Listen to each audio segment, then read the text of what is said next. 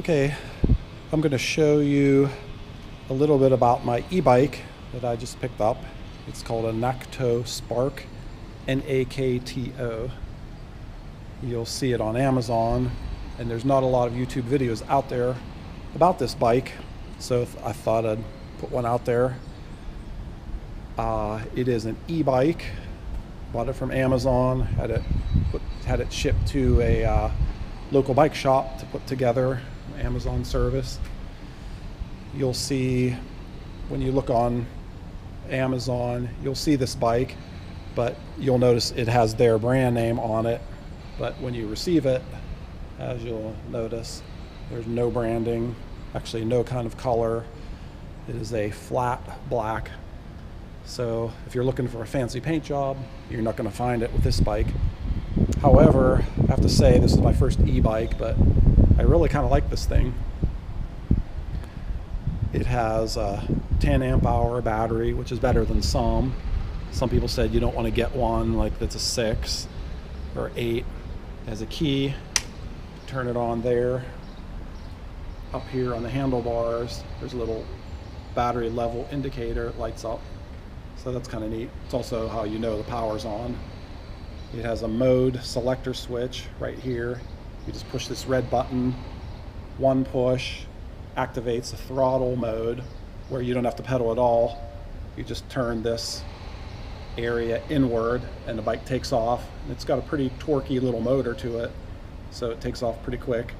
When you push it again, then you're in pedal assist mode, which it's not entirely useful. Basically, when you're in pedal assist mode, you have to do the pedaling. Once you pedal a few times, then the motor kicks in, but it kicks in on full power. So often it'll just take off and you'll be going a little bit too fast. Some of the other ones have a 3-tiered pedal assist where it'll give you a little bit of assist, more assist, all assist. This one is just all assist. So it's, I mean, yeah, I might use it sometime, but the throttle mode is really neat. One good thing about this one is that the battery is nestled inside the bike. There's a little, let's see if I can get it.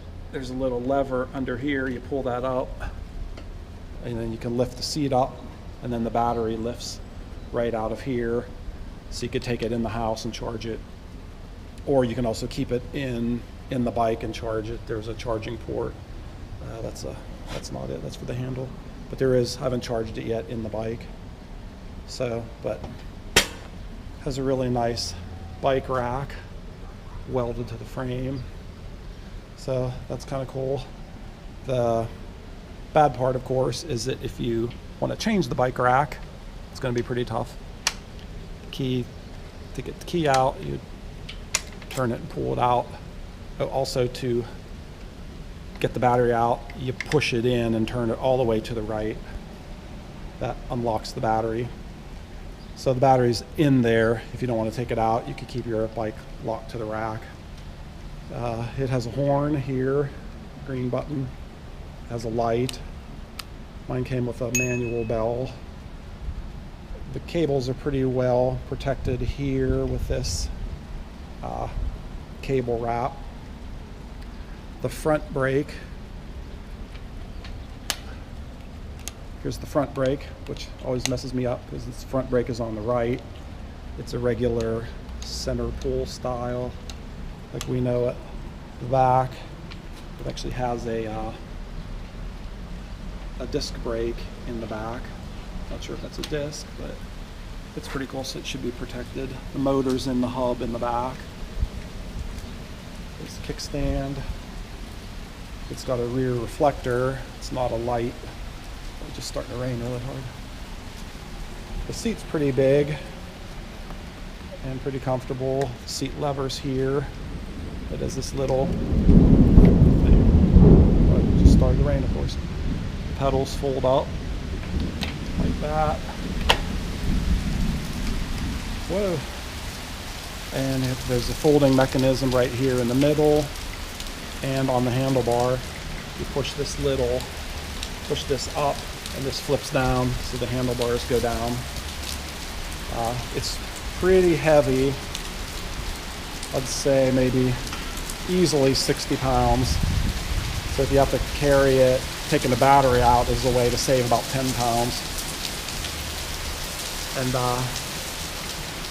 that's about it. It's a nice, really nice little bike. It goes when you're on flat. I'm 6'2", I weigh about 185 pounds, and it takes off pretty good. I do need to help it up larger hills, but it does give you some pretty good help.